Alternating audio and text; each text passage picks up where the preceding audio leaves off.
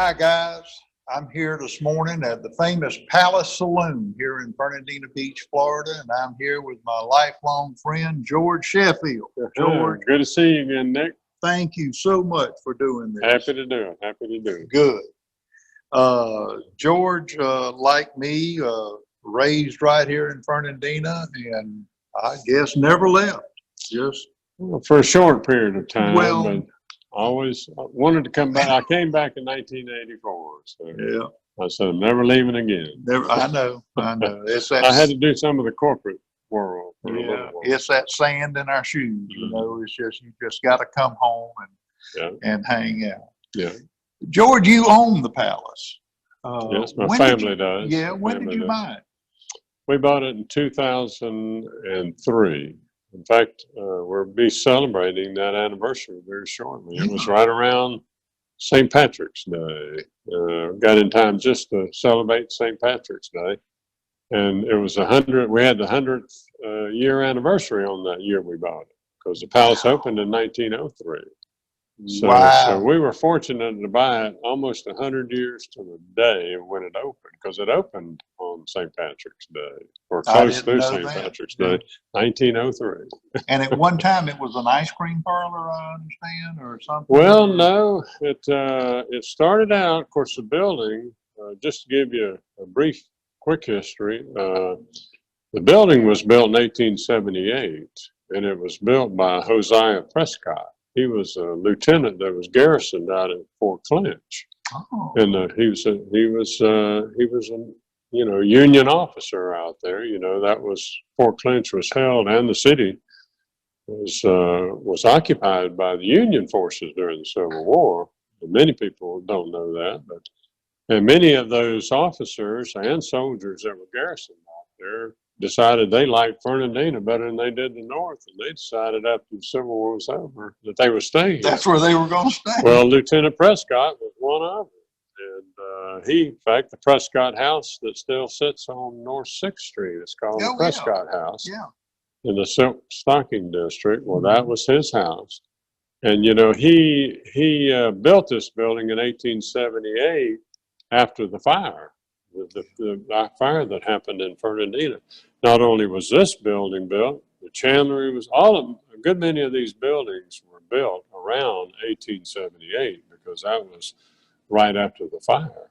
And before that, a lot of the buildings were built out of wood. They were framed, and that's the first time they passed that ordinance that anything in this area, this up and down Center Street, would have to be built out of masonry construction. Right. And so that's why many of these, you'll say 1878 Steakhouse building over there, the chandlery, all of these were built around 1878, when the reconstruction of the downtown that had burned through the fire, through that conflagration that happened here in Fernandina. And so that's where it started. And Mr. Prescott built it in 1878, and it was a haberdashery. It sold men's shoes and boots and men's clothing. And he had it actually for 25 years. He had this building. That's what it was in the first 25 years of its life in here. And then the founder, Lewis Hirth, who was the founder of the Palace, had his eye on this building for many, many years. He owned a bar called the Trilby around on 3rd Street. And the Trilby was one of whoever, depending on who you talk to, the Trilby was one of 25 bars around the turn of the century. There was a lot of bars in the downtown area, and they were all ironically located on the north side of the town. And the reason I was always told they were all built on this side of Center Street was because the women didn't want to, they weren't allowed in the bars, of course. And they didn't even want to look in the bars. They didn't even want to walk by the bars. So all the bars, they would walk on the south side of the street.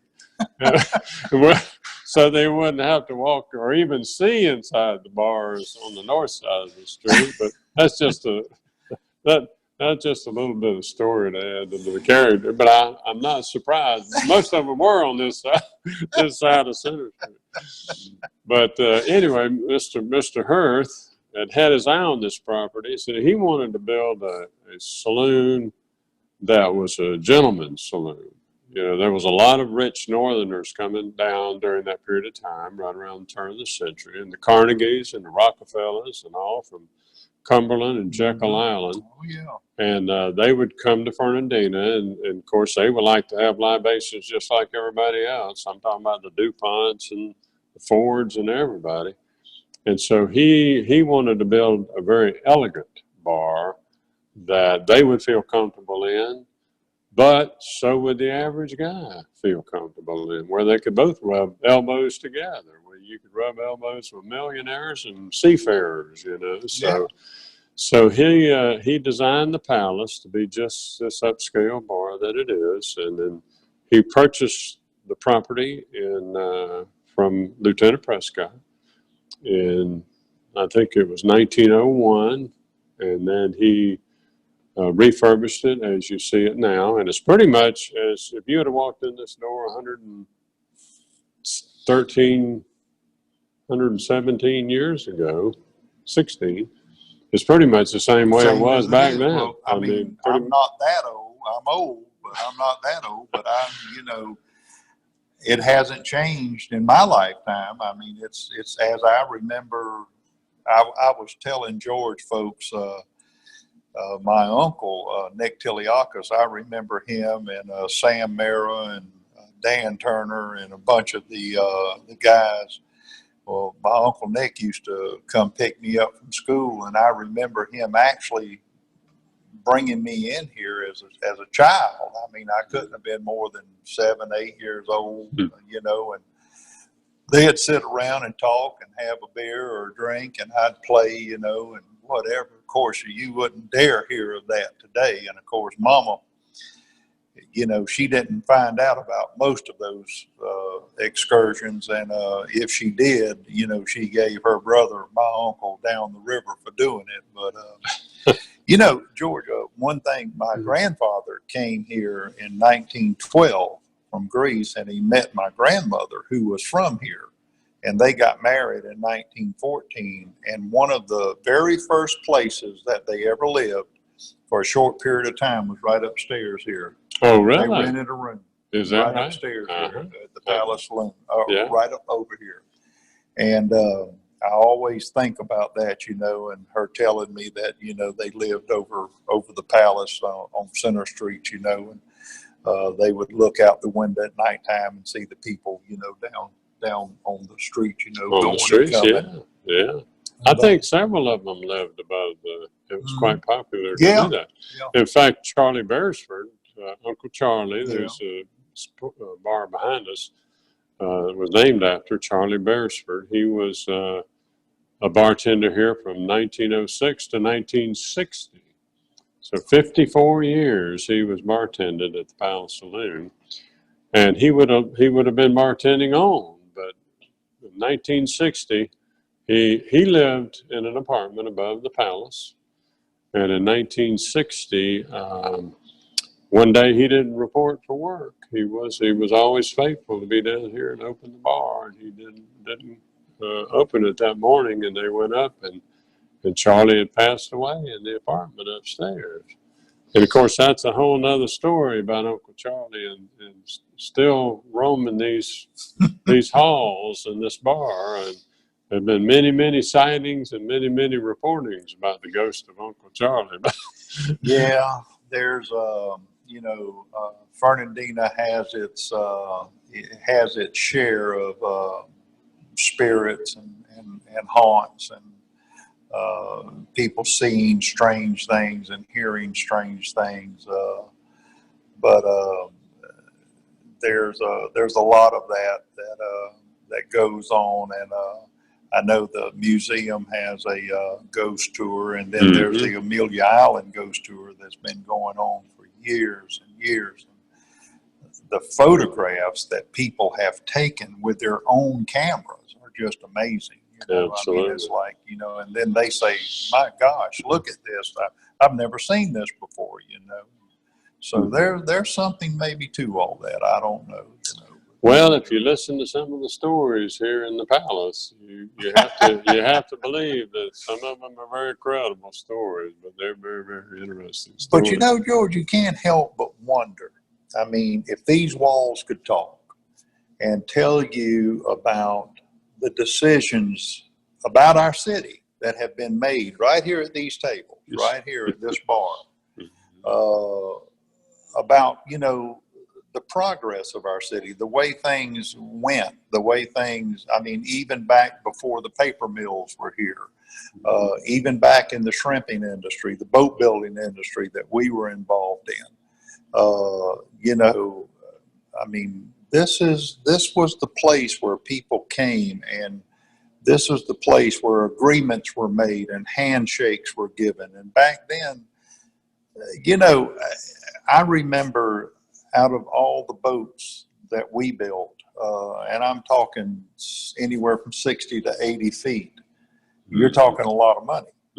And I know when Dad died in 1969, we had 4 boats under construction, and we finished those 4 and I built, I think, 4 more. There was never a paper contract, ever. It was a handshake. Just a handshake. Never had a problem. Ever. Never had a problem. You wouldn't dare do that today. I mean, you would have attorneys involved. You would have, oh my gosh, you know, I don't know what else, but, you know, but I don't ever remember, there were no contracts. I mean, you just simply had a handshake and you went on about your business, and you did what you said you were going to do, and the other party did what they said they were going to do, and that's all you needed. And that's the way it was.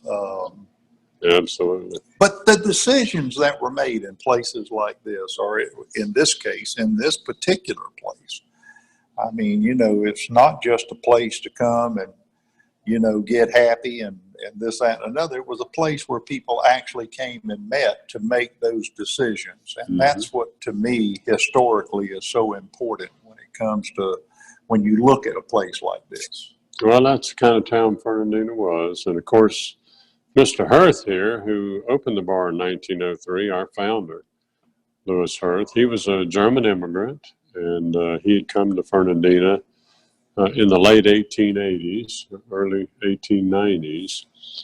And he was very involved in the city. He was a city commissioner at one time. He was county commissioner. He was involved in other entrepreneurial things. He was part owner, as was Mr. Bailey, in the trolley. He was part owner, as Mr. Bailey, in the Keystone Hotel. So they were very influential men in the community, and I'm sure that a lot of politics went on here in the palace, as well as when the fellows from Cumberland Island came over here in the palace.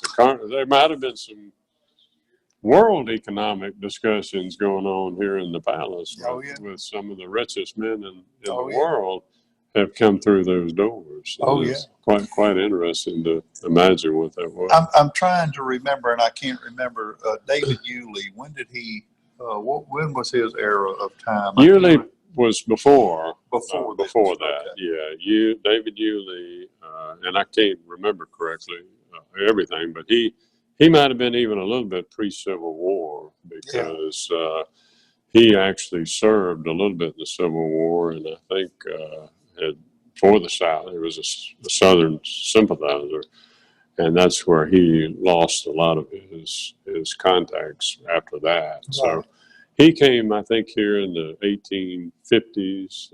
And that's quite a story from him. Yeah. He wanted to have that railroad, and it was for a specific reason from here to, was it Cedar Key, over in that area? Exactly. And he had a home just around the corner, just a block away from here, and right by the home. The history. I mean, that's just, it's amazing. That's one reason, it motivated me to do this series.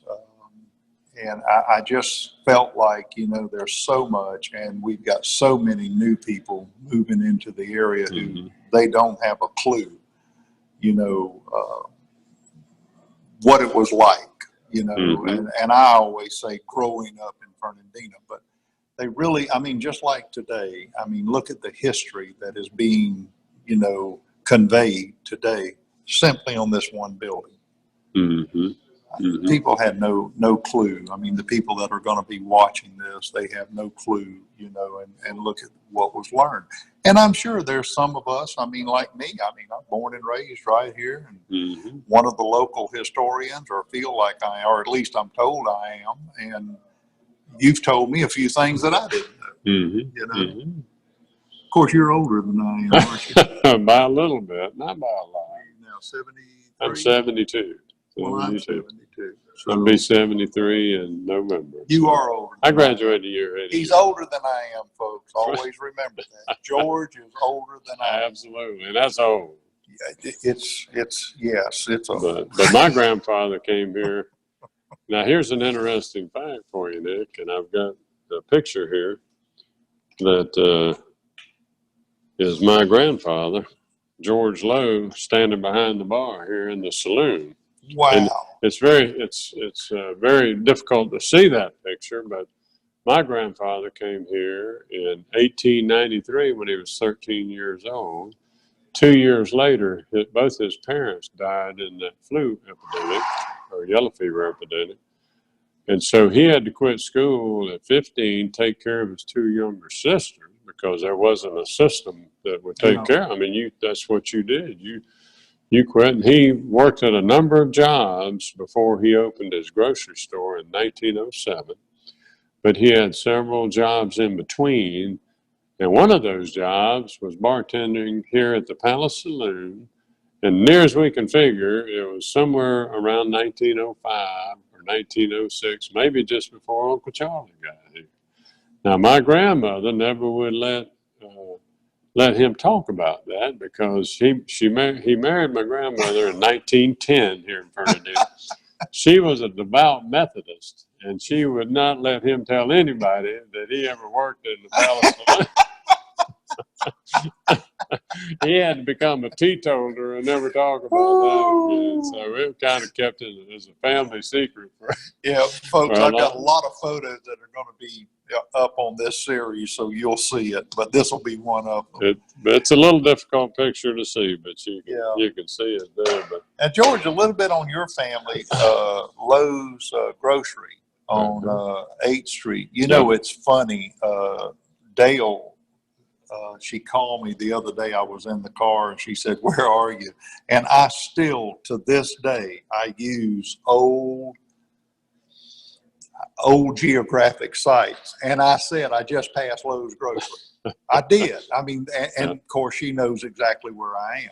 That's right. But that's, you know, when we got married, and well, even before that, when I was at home, you know, Mom would send me to Lowe's Grocery to pick up a chicken or pick up some beef tips or whatever. But that's where you would go, you know, and Skippy would be there checking you out. My brother. Yeah.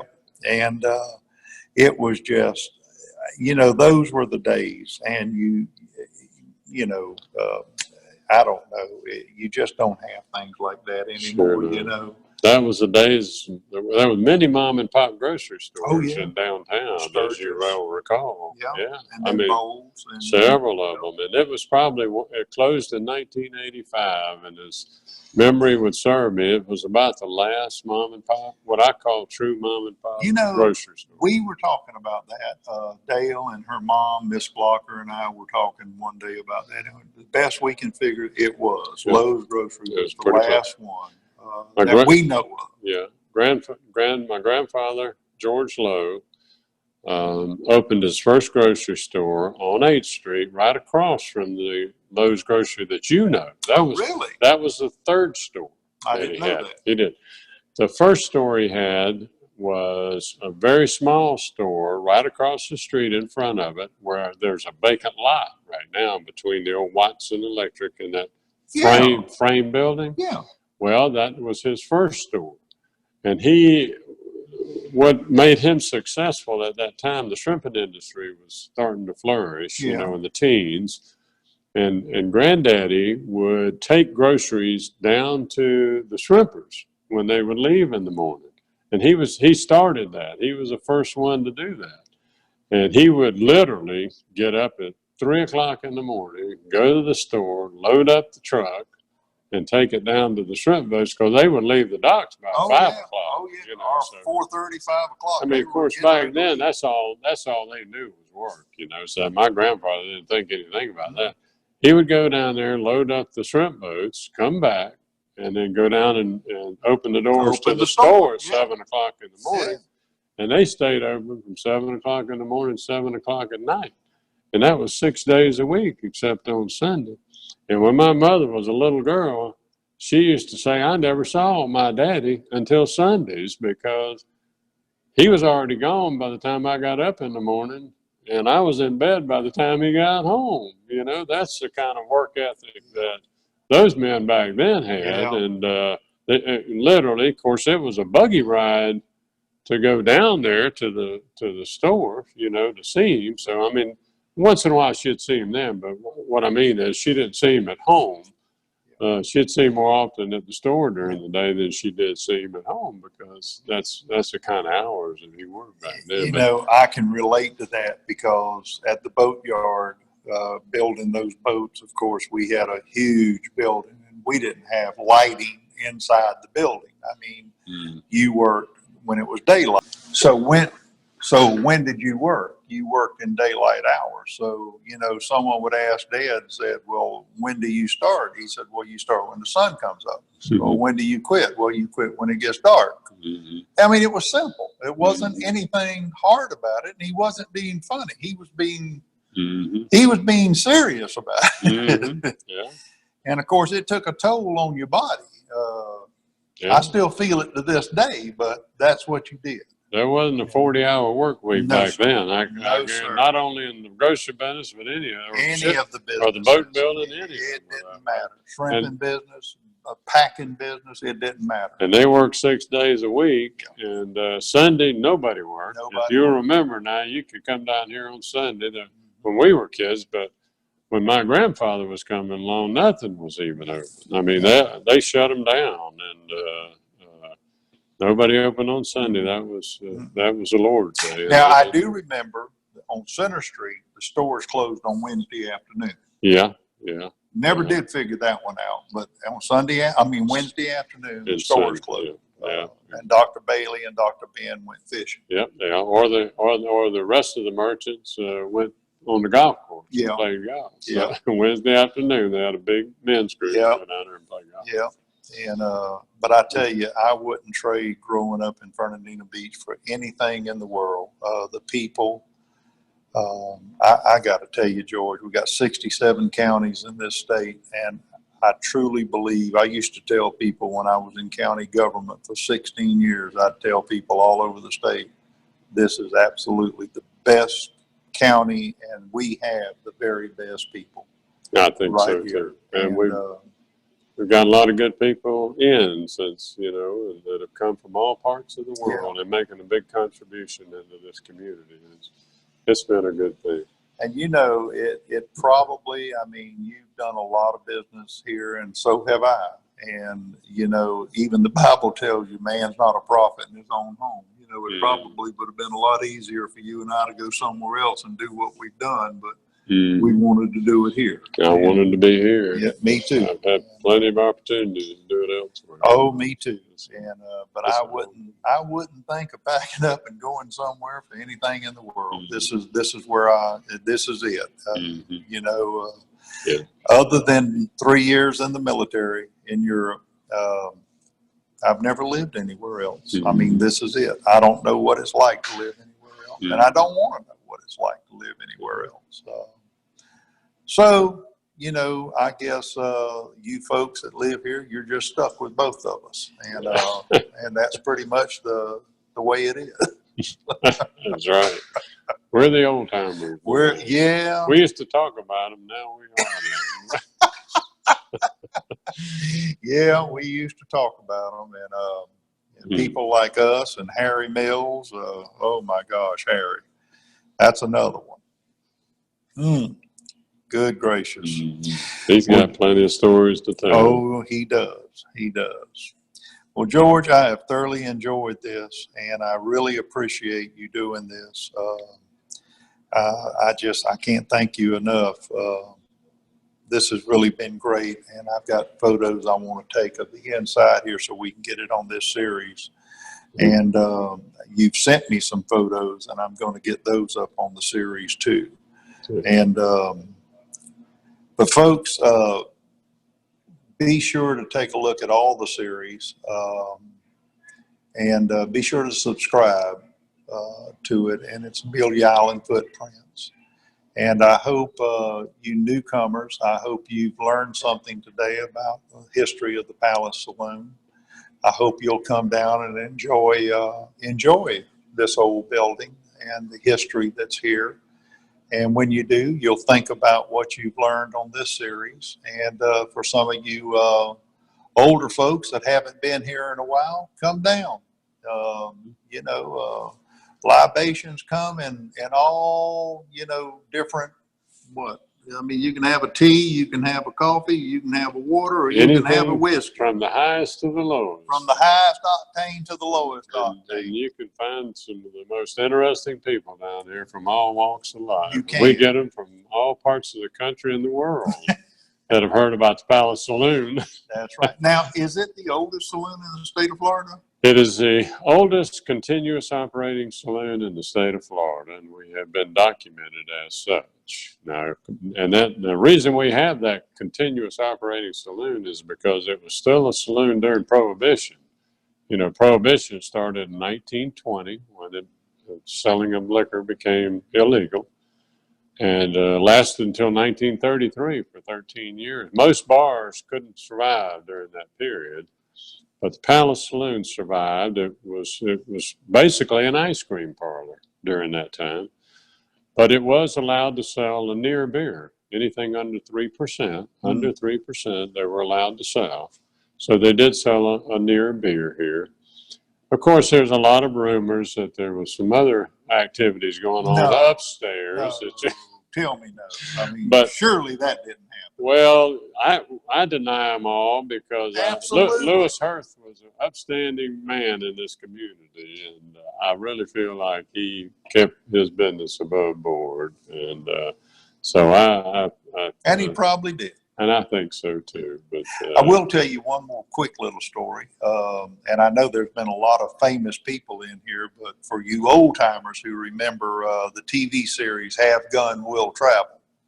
But Richard Boone, we got Richard out of here one night.